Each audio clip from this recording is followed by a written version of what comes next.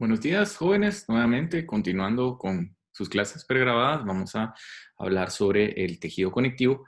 Como vimos en la clase anterior, el tejido conectivo es el que está adyacente, inferior a todos los epitelios para dar un sostén, brindar nutrición, dar alojamiento a las terminales nerviosas y a los vasos sanguíneos para el aporte nutricional y de oxígeno al tejido que se encuentra adyacente. Para sí mismo también y para los epitelios que se encuentran más hacia a la luz de los órganos, donde pues no hay vasos sanguíneos como tal. Entonces, generalidades sobre el tejido conectivo. Da soporte, ¿sí? Estructural e interconecta tejidos y órganos del cuerpo, ¿sí? Es derivado del mesodermo, ¿sí? ¿Se recuerdan de las capas germinales que hablábamos? Del mesodermo viene el tejido conjuntivo o conectivo, lo mismo. Está formado por variedad de células que se encuentran inmersas en la matriz extracelular, que era que como maraña de colágena, proteoglicanos, algunas proteínas y otras sustancias que dan soporte a los otros tejidos. En la matriz extracelular se encuentran nervios, vasos sanguíneos y vasos linfáticos, ¿sí? Como ya les había dicho. Em, las células de tejido conjuntivo se agrupan en células que son estables y migratorias. Las estables quiere decir que se quedan ahí.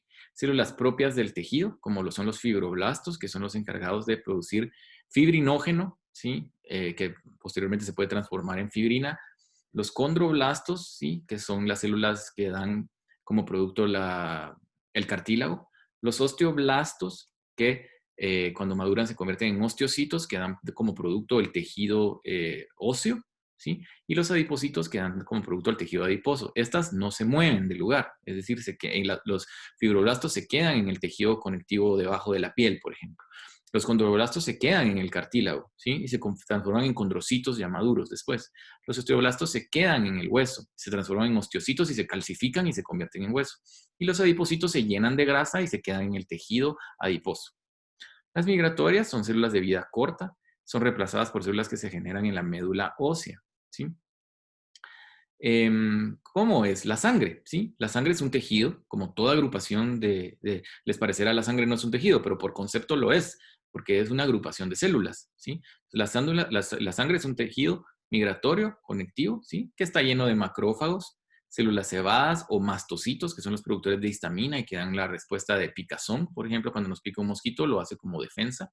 Linfocitos, que es otro tipo de glóbulos blancos, las células plasmáticas, y otros granulocitos, que son otras células de la serie blanca o glóbulos blancos que producen sustancias tóxicas para atacar a otros microorganismos que se introducen en nuestro sistema. Em, los granulocitos y todas estas células las vamos a ver ya con más detenimiento en Fisiología 2 cuando veamos el sistema sanguíneo. Pero pues es un tejido conectivo migratorio, se mueve de donde está, es decir, va en constante movimiento porque pues va viajando, ¿verdad? A través de nuestros vasos sanguíneos. Em, los componentes de la matriz extracelular, es decir, todo lo que está abajo de nuestros epitelios, hay fibras conjuntivas, que hay fibras de elastina, que son fibras elásticas, y hay fibras de colágeno, que dan sostén, como ya les había mencionado. Em, la colágena es una sustancia fundamental amorfa, es decir, no tiene una forma, ¿sí? Es como es semilíquida, ¿verdad? Hay glucosaminoglicanos, proteoglicanos, glicoproteínas de adhesión que van a formar a toda esta sustancia, ¿sí? Las células propias del tejido conjuntivo son encargadas de producir la matriz extracelular, ¿sí? Y van a tener características distintas dependiendo del tejido en donde están, ¿sí? Es decir, van a ustedes a ver que hay colágeno tipo 1, tipo 2, tipo 3, dependiendo de dónde nos encontremos. Por ejemplo, en el cuello uterino de la matriz de las mujeres hay un tipo de colágeno, en la piel hay otro tipo de colágeno, en cavidades pleurales y abdominales hay otro tipo de colágeno que de eso se van a encargar en diferenciar las células que están son propias del tejido conectivo. Las funciones, sí, del tejido conectivo, pues, es dar un soporte mecánico, es decir, em, vamos a movernos de aquí, solo un momento. Un soporte mecánico, es decir, un sostén, se van a resistir a la tracción, es decir, tracción, es decir, como a que se jale, ¿verdad? Un tejido, a que se comprima. Es decir, si nosotros venimos y apachamos nuestra piel, el tejido conectivo va a darle turgencia a la piel y esta regresa a su lugar. Y el hueso, el cartílago, tendones, ligamentos se van a resistir, ¿verdad? Todos estos movimientos de tracción y nos van a dar estructura a nuestro cuerpo. Une los otros tejidos del cuerpo, ¿sí? Pega a la piel con el músculo, por ejemplo. Es decir, el tejido conectivo conecta tejidos con otros tejidos, ¿sí? Permite la difusión de productos de las células y los vasos sanguíneos, es decir, en los vasos sanguíneos viene oxígeno y el tejido conectivo permite que el oxígeno viaje a los epitelios, por ejemplo, para proveer de este oxígeno que es vital para el funcionamiento. Permite el movimiento de pequeñas moléculas de señalación, como las citoquinas, que vimos en la clase anterior. Permite la proliferación y diferenciación celular, sirven como defensa y también almacena algunas sustancias que nos pueden servir. Hay tejido conectivo propio, ¿sí? El tejido conectivo propio lo producen los fibroblastos, ¿sí? Producen una matriz extracelular, ¿sí? Que es una sustancia amorfa, como ya dijimos, que se caracteriza por tener glucoproteínas, proteoglicanos, glucosaminoglicanos y tienen afinidad con el agua. Hay sustancias fibrosas, ¿sí? Como las fibras de colágeno y fibras de elastina que dan sostén y dan elasticidad. Este es el tejido conectivo propio. Las fibras de colágeno son sintetizadas por los fibroblastos, ¿sí? Que son células que se encargan de producir fibrinógeno y también producen esta colágena que les estoy mencionando. El precursor del colágeno es el precolágeno, es decir, esta sustancia colágena viene de un precolágeno. Poseen gran fuerza de tensión, sí, dan rigidez, dan resistencia y hay 6 tipos, como ya les había mencionado. Está el tipo 1, 2, 3, 4, 5 y 6, ¿sí? El 1 lo vamos a encontrar en el tejido conjuntivo propio, ¿sí? Producido por los fibroblastos en hueso, dentina y en el cemento de los dientes. El tipo 2 en el cartílago hialino, en el elástico y en el humor vítreo del ojo. El tipo 3 en fibras reticulares, vasos sanguíneos, capa papilar de la dermis. El 4 en la lámina densa de la lámina basal, en el humor cristalino en el cristalino del ojo, que es el lente. El tipo 5 relacionado a la placenta tipo 2, hueso, músculo liso. Y el tipo 6 en la unión de la lámina basal con la lámina reticular en los epitelios, ¿sí? Las fibras elásticas también son sintetizadas por el fibroblasto y su precursor es la proelastina y la fibrilina, ¿sí? La matriz extracelular en la mayor parte de los tejidos conectivos lo contiene, ¿sí?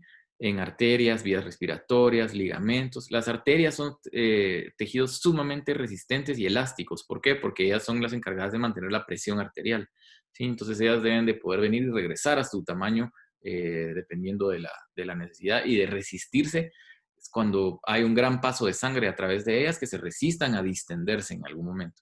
Y también en ligamentos de la columna vertebral tenemos fibras elásticas.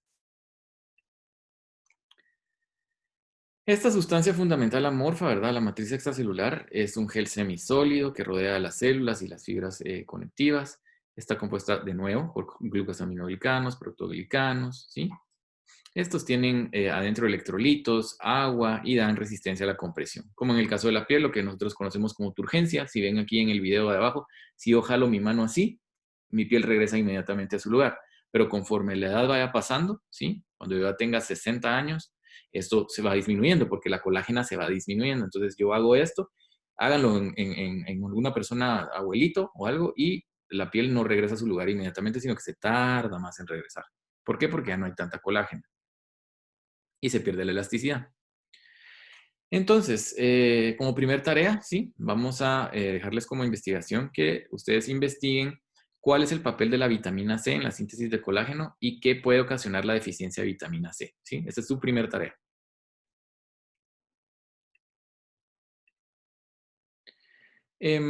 La clasificación del tejido conectivo, pues nosotros tenemos el tejido conectivo que ya se forma después de nuestro nacimiento y está el conectivo propio, que ya lo platicamos, que es producido por los fibroblastos. Hay laxo y hay denso, ¿sí? Denso quiere decir que está muy concentrado y laxo quiere decir que tiende a ser un poquito más flexible. Hay predominio de células y sustancia amorfa, menos fibras elásticas y colágeno, ¿sí? Hay más células y no tanta matriz extracelular. Hay fibroblastos, macrófagos, células cebadas. Es un reservorio del flujo intersticial, ¿sí? Y está asociado a epitelios, vasos y nervios y músculos. En cambio, el denso, también producido por fibroblastos, está modelado y orientado hacia fibras de colágeno. Hay mucha fibra de colágeno, por eso es tan denso, ¿sí? Y el no moldeado, que las fibras de colágeno se disponen en una forma de una malla como tridimensional, ¿sí? No va la matriz extracelular acompañando a la fibra, sino que se va hacia distintos ejes.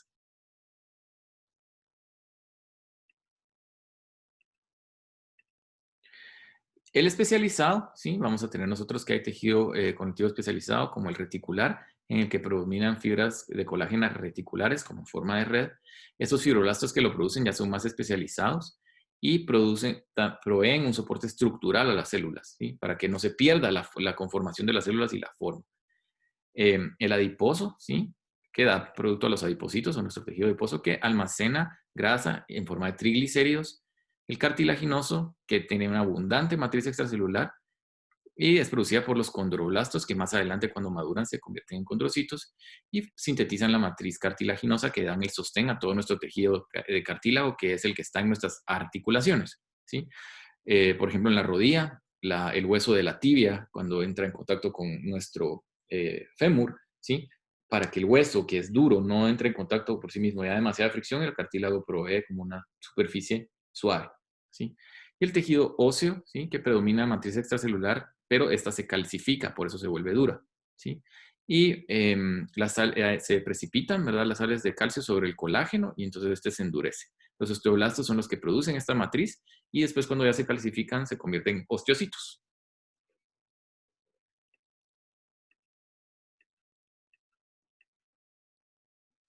Las células del tejido conectivo, pues hay varias, como ya les había dicho. Primero tenemos al fibroblasto, que es el que se encarga de producir la elastina, la colágena también, y es la célula más abundante. Sintetizan colágena, elastina, ya lo habíamos hablado, que tiene muchos glucosaminoglicanos, proteoglicanos y ácido hialurónico, ¿sí? Es por eso que ustedes ven en muchos anuncios, ¿verdad?, que el ácido hialurónico da la turgencia en la piel, porque pues es un producto de los fibroblastos que dan sostén a tejidos como la piel. Participa en la cicatrización de heridas, obviamente. Si hay una herida a nivel de la piel, por ejemplo, debe sintetizarse más colágeno para que esto se repare. A nivel de las células adiposas, pues su función es síntesis y almacenamiento de triglicéridos o triacilgliceroles. Es lo mismo, por eso dice aquí tal. Hay de dos tipos, uniloculares y multiloculares.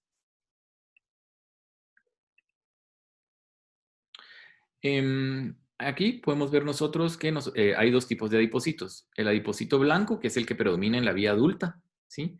¿Por qué? Que el adipocito blanco es una célula que almacena adentro grasa, ¿verdad? Y es la que predomina en la vida adulta. El adipocito pardo, ¿sí? Tiene muchas mitocondrias, por lo que utiliza mucha energía y produce calor. Este predomina en los neonatos, por ejemplo. Este tipo de grasa no guarda tanta grasa en forma circular como acá, sino guarda grasa, pero en pequeñas porciones, ¿sí? Y esta produce bastante calor, ¿verdad? Para que el bebé eh, tenga algún tipo de aislamiento, ¿verdad? De perder calor, ¿sí?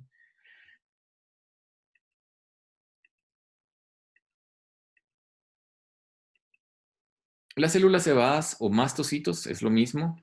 Estas células se caracterizan por tener adentro gránulos, ¿sí? Que son los que ustedes pueden ver acá, que están llenos de heparina, que es un anticoagulante, histamina, que es es una sustancia que se produce como defensa hacia tóxicos, como cuando una picadura de mosquito. Factores quimiotácticos de eosinófilos, que son unos glóbulos blancos que aparecen cuando hay algún alérgeno que nos produce alguna alergia, o parásitos también nos defienden contra ellos. O factores quimiotácticos de neutrófilos. Quimiotáctico quiere decir que van a ser células que van a llamar a que lleguen ahí eosinófilos y neutrófilos a defender, ¿sí? También produce precursores de ácido araquidónico o icosanoides, esto es lo mismo.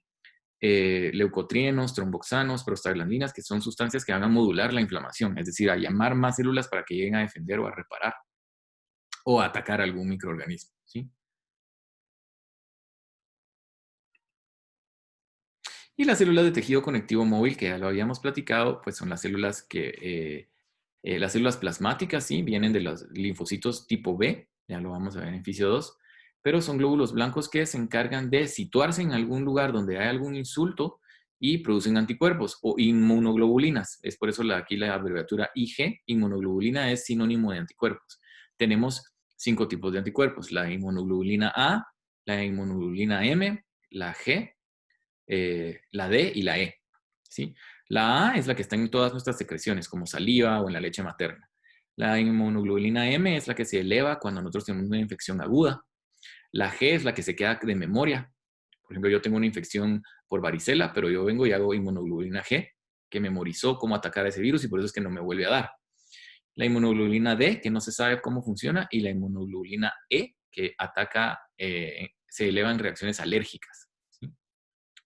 Los leucocitos, pues hay monocitos que se convierten en macrófagos, que es la primera línea de defensa. ¿Sí? Son células muy grandes extremadamente y lo que hacen es fagocitar. ¿Sí? Recuerden el concepto de fagocitosis de biología, es decir, la célula engulle completamente al microorganismo que está atacando. Los neutrófilos, que tienen granulocitos con sustancias químicas irritantes que van a matar a los microorganismos que nos ataquen, digieren a las bacterias. Los eosinófilos atacan parásitos y modulan reacción alérgica. Los basófilos, similares a las células cebadas porque tienen adentro mucha histamina también. Y los linfocitos, hay linfocito T y linfocito B. ¿Sí? Los linfocitos T son los encargados de la respuesta de defensa celular mediada por células y los B de la defensa celular mediada por anticuerpos. ¿Sí? Y abundan en una inflamación crónica. El cartílago, ¿sí? Viene de los condrocitos, como ya lo vimos con anterioridad. Ellos producen la matriz extracelular del cartílago, ¿sí? No hay vascularización, no hay vasos linfáticos ni nervios, ¿sí? La nutrición llega del tejido conjuntivo circulante, ¿sí? De todo el tejido conjuntivo que hay alrededor del cartílago llega la nutrición. Hay 3 tipos: hialino, elástico y fibrocartílago. El cartílago hialino, sí, es el más abundante del cuerpo. Aquí podemos ver como lo que les mencionaba. Aquí cabal está la tibia y aquí el fémur. El fémur, la tibia, y en el contacto que tienen también con el otro hueso, que es la rótula, ¿sí? Hay cartílago para que no haya tanta fricción de estas porciones duras, ¿sí? Este cartílago hialino lo vamos a encontrar en la nariz, en la laringe, extremos ventrales de las costillas, anillos traqueales, bronquios, superficies de las articulaciones móviles como la rodilla, el codo, ¿sí? Y es una plantilla para la formación del hueso, desde que se desarrolla cuando somos embriones. Y forma placas epifisiarias de huesos en crecimiento, ¿sí? Las placas epifisiarias, ¿qué es eso de placa epifisiaria? Es una porción del hueso que se encuentra en las porciones distales de los huesos, en donde se están replicando constantemente los osteoblastos, ¿sí? Estas placas epifisiarias son las que dan el crecimiento de los huesos, y el fémur se va alargando, la tibia se va alargando, y por eso es que el niño se va volviendo más alto y más alto y más alto, porque aquí, en las placas epifisiarias, los osteocitos se van replicando. Y el cartílago hialino quiera que no le va dando alguna estructura a esto. El hueso es un tejido dinámico, ¿sí? Es decir, está en constante recambio. Es un marco estructural para el apoyo y la protección de nuestros órganos, como por ejemplo nuestras costillas protegen nuestros pulmones, nuestro corazón. Es una palanca para los músculos, el músculo estriado voluntario, por ejemplo, ¿sí? El músculo se inserta en un hueso y el músculo lo que hace es contraerse y jala al hueso, y con eso es que nosotros tenemos el movimiento.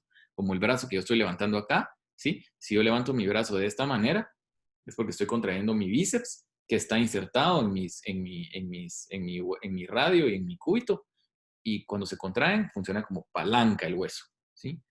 Es un reservorio de minerales, sobre todo fósforo y calcio, y aloja a la médula ósea. La médula ósea es una sustancia que está adentro de los huesos que da la producción de todas las células que están en la sangre, ¿sí? De la médula ósea vienen los glóbulos rojos, los glóbulos blancos, las plaquetas, ¿sí? Pues son producidos ahí, adentro del hueso, sobre todo en huesos grandes como la tibia, el fémur, la pelvis, y en la vida adulta adentro de las vértebras, ¿sí? Dentro de la cavidad medular se encuentra la médula. El hueso está recubierto por una membrana externa que sí tiene terminales nerviosas, que se llama periósteo. Es ahí donde el hueso duele. Más adentro no, porque no hay terminales nerviosas. Es la superficie externa, la capa externa de tejido conjuntivo denso, ¿sí? Y la capa interna tiene células osteoprogenitoras que van a dar lugar a osteoblastos para que den lugar a osteocitos. El endostio, sí, es un tejido conjuntivo delgado que recubre la cavidad central y está compuesta por células osteoprogenitoras y osteoblastos.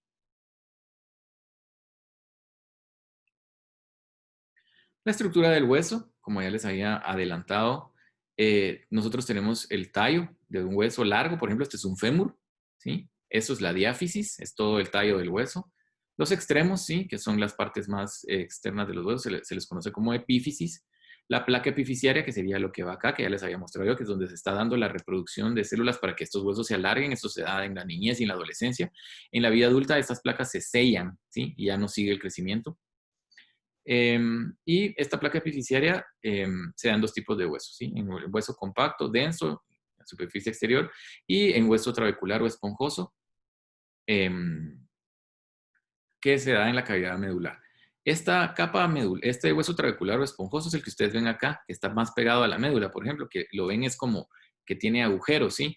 Por eso es un hueso esponjoso, es fácil de fracturar, no es tan denso como el hueso que está en las capas más externas.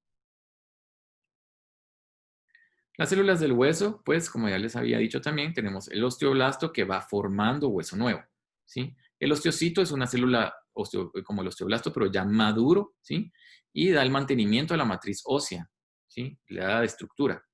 Y el osteoclasto son células que lo que hacen es reabsorber calcificación en algún momento para que si yo necesito calcio para mi funcionamiento, el osteoclasto absorbe calcio de los huesos para que este calcio vaya a algún órgano si es necesario. El calcio, por ejemplo, es fundamental para la contracción muscular, tanto en el músculo liso como en el músculo estriado y el cardíaco, ¿sí? Entonces, los osteoclastos lo que hacen es absorber el calcio. Los osteocitos calcifican, tienen como una función contraria.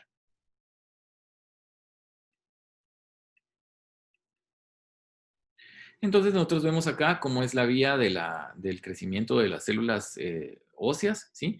Y tenemos acá una célula osteogénica, es decir, una célula progenitora que se convierte en un osteoblasto. El osteoblasto crece y crece y va formando un nuevo hueso.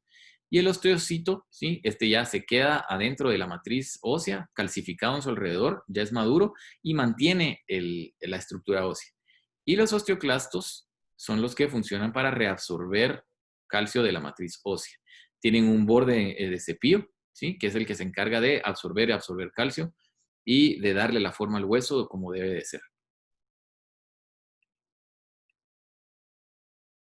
La matriz ósea, ¿sí? Su composición es una matriz orgánica, es decir, tiene muchos átomos de carbono adentro y 35% de ella es orgánica. 90-95 tiene fibras de colágeno tipo 1, se resiste mucho a la tensión, es una sustancia fundamental llena de proteoglicanos y hay ácido hialurónico y condroitinsulfato. Son sustancias que forman la matriz ósea. Hay sales, ¿verdad? Óseas. Vayan a repasar química respecto a lo que es una sal, ¿verdad? Son uniones de elementos, ¿sí? Hay sales de calcio, hay sales de fosfato, ¿sí? Que es la hidroxiapatita, lo van a escuchar mencionar muchas veces, que es la matriz ósea. Sales de magnesio, sales de sodio, sales de potasio, de carbono, obviamente, si es orgánica. Y estos ayudan a conjugar esta hidroxiapatita que va a dar los cristales que forman el hueso y dan su estructura. Entonces, como ya les había mencionado, el hueso es capaz de remoldearse, es decir, es un tejido dinámico, constantemente calcificándose y reabsorbiéndose, ¿sí? Puede cambiar su formación. El recambio óseo se da por medio de que los osteoclastos reabsorben tejido óseo y el osteoblasto lo forma, ¿sí? Entonces están como en constante recambio. Uno lo absorbe y otro lo forma, absorbe y forma. Y esto permite la adaptación del esqueleto a tensiones mecánicas. Por ejemplo, si ustedes iniciaran a hacer un entrenamiento de pesas muy intensivo, entonces el osteoblasto va a empezar a formar matriz más densa ósea para que sus músculos que van a empezar a crecer debido al entrenamiento con pesas, esta palanca que son nuestros huesos, tengan mayor fuerza para poder aguantar la tensión que yo le voy a dar con mis músculos más fuertes, ¿sí? Entonces, este remoldeado está en constante recambio, ¿sí? Si yo empiezo a entrenar pesas, mis huesos van a hacerse más densos, ¿sí?